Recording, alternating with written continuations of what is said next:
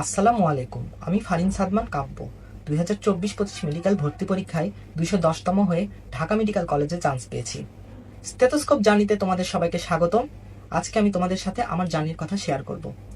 আমি প্রথমে আমার লক্ষ্যটাকে স্থির রেখেছিলাম, কারণ লক্ষ্যবিহীন জীবন হালবিহীন নৌকার মতো। আর মেডিকেল ভর্তি পরীক্ষার মতো এমন প্রতিযোগিতামূলক পরীক্ষায় আমরা যদি আমাদের লক্ষ্যটাকে স্থির রাখতে না পারি, আমরা কখনোই সঠিক গন্তব্যে পৌঁছাতে পারবো না। সেজন্য শুরুতে আমাদের লক্ষ্যটাকে স্থির রাখতে হবে। এবং সবচেয়ে বড় কথা, এই পরীক্ষায় এরকম ভাবার কোনো সুযোগ নাই যে আমার দ্বারা হবে কি হবে না, আমি পারবো কি পারবো না।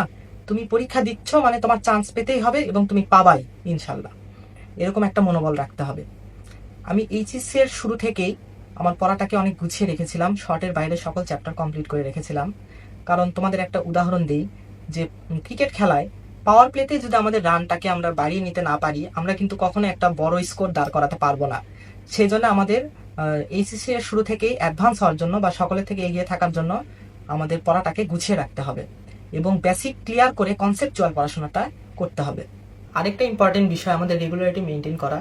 আমরা এমন অনেকেই আছি যে একদিনে 8-9 ঘন্টা পড়ে ফেললাম, পরবর্তী 2 দিন ঘুমিয়ে থাকলাম। এরকম করলে হবে না এবং আমাদের রেগুলার পরে রেগুলার কমপ্লিট করে রাখতে হবে এবং অধ্যায়টা কমপ্লিট করার পরে অনুশীলনী প্রশ্ন ব্যাংক সলভ করে পরবর্তী অধ্যায় যেতে হবে। আমি যেটা করতাম, আমি কখনোই সময় ধরে পড়তাম না।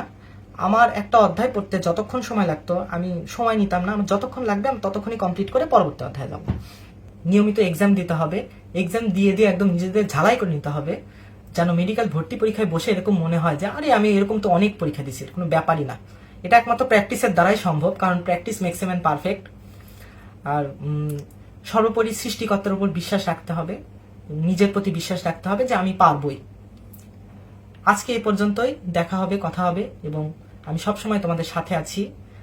মেডিকেলে কিভাবে চান্স পেতে হয় সবভাবে তোমাদের সহযোগিতা করব। আসসালামু আলাইকুম।